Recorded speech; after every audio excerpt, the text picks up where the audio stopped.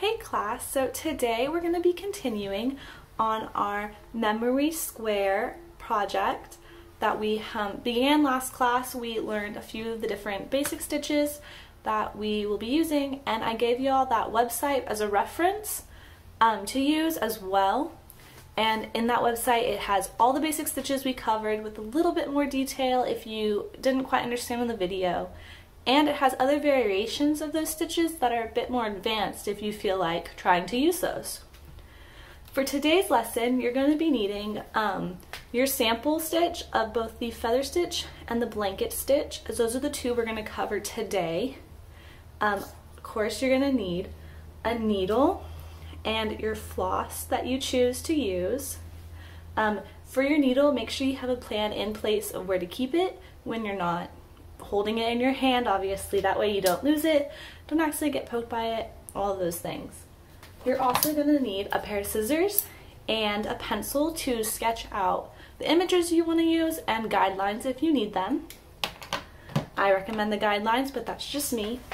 And then you're also going to need your fabric, and I am going to show you a little demo using this old t-shirt just in case you don't have access to go get fabric. Remember, it's completely okay to use rags, t-shirts, anything you have available with you in person. So let's get started. Okay, so before we begin, I'd like to introduce our artist exemplar today. It is Emily Ferris. She does hand embroidery. You can find her on Instagram. She has some absolutely gorgeous images. Most of hers are inclusive of nature and natural objects. But you can see excellent demonstrations of satin stitch and a few of the others, but mostly I want you to look at her satin stitch as we will be using that in our little memory project. Okay, so as we remember, last class we went over these demos of the feather stitch and a blanket stitch. Now, I asked you to practice them and pick which one you preferred or were more comfortable with or you thought would be more aesthetically pleasing for your project. And that was going to be the border when we begin today that you will experiment with. So, I also told you that there were different variations of the feather stitch, and if you wanted to, you could look them up using the websites I provided you links with. And you could experiment with those and maybe choose one of those variations of the feather stitch to use for your project instead if you felt like learning some new ones. Remember, our goal today is to create something that would be like a border, but not the border of the fabric, just the border of your image for your memory square, since we're going to be attaching all of our memory squares together. So, I've already gotten my needle threaded, and I like to tie off the end just to make it a little bit easier on myself before I start. So we're going to begin. Now you could draw a line if you would like to show where to give you something to follow along with. I think I will do that really fast myself. To use to sketch out where I want the borders. I know you can barely see that, it's just meant to be very light in the fabric. So we're going to begin, and I'm going to begin at the very top of mine, middle of my line, and pull my string all the way through. Now remember, this one is going to be a little bit different from practicing, you were practicing in a straight line. And now we're going to be curving it. So it's going to be taking it to the next level a little bit, but hopefully this should be too hard for you.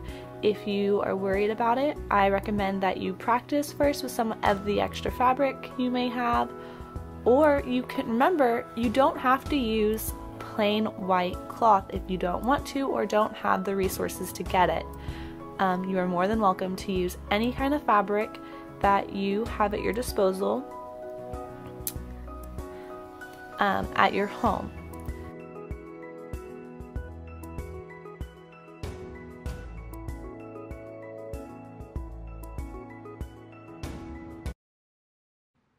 Okay, so another way to do this stitch is by first inserting your needle where in the first hole and then gauging where it needs to come out instead of going through each individual hole, make sure you put your thread under the needle and then pull the needle all the way through and pull it nice and tight, and it should be perfectly V right there for you.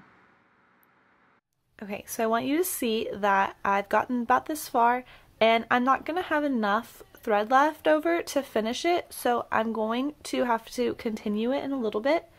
But what I'm going to do is I'm going to go ahead and stop it here and tie it through just like you would if you were finishing it, and we're just going to tie it off and we're going to start from that point. Okay, so now that I have rethreaded my needle, I'm ready to continue. We're going to start from right where we finished off last, and we're going to poke a hole up very carefully to try to avoid piercing that thread that was there. We're going to pull it through to begin. And then we can just keep going on like we were. Now I have this cute little border going around where my memory is going to be. Okay, so now that we have discussed the feather stitch, I'm going to show you a little bit of the blanket stitch as well. For this one, I am using a piece of an old t-shirt that I had to show you just how that would be. It's pretty similar to just using the plain white fabric. But I just wanted to show you an example of that. It's perfectly okay if it has a pattern or if it's plain. Anything you have really is fine. So on the blanket stitch, you're going to start, and you need to decide, one important thing to decide is if you want the straight side on the outside edge or if you want it on the inside edge. So that's totally up to you.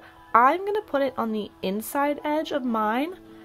Just because I think it'd be fun to have like the little spike spiking off the sides.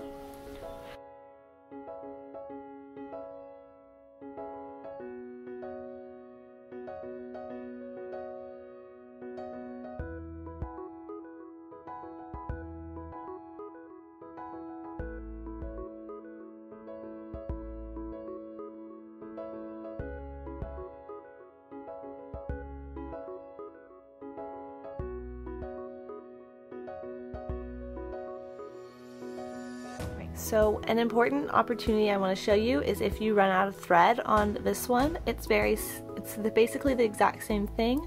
You're just gonna do the little end here and tie it off in the back. This is what the back of yours should look like. It'll just be all the little lines that you've been making. Now for the rest of the class today, I want you to practice sketching out what you want to put in here for your memory. Now it doesn't have to be anything crazy, it can be something very simple. Like here, this one is a memory of me with some balloons. Now your color choices don't have to be realistic. Like I don't really remember, I don't think they were these 3 colors specifically. And I probably wasn't wearing a blue dress with this yellow ruffle at the bottom.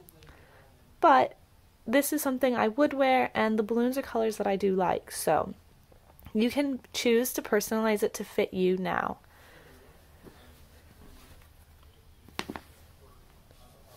So to sketch your little design, just take a pencil, just a light one, and you're going to lightly sketch it. Remember, this can be a picture with like a little person in it, or it can just be an image of something that reminds you of a specific memory.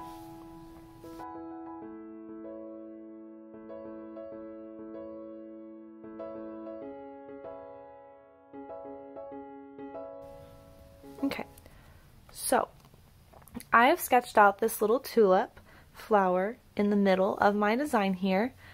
This memory is from when I was in high school and on drill team, and was representative of the flowers I would receive at the end of our spring show and for football games and so on. Okay, so I hope y'all enjoyed this lesson. By the end of today, you should have completed your border for your piece and have a sketch drawn out in the middle of it of what you want to do for your memory.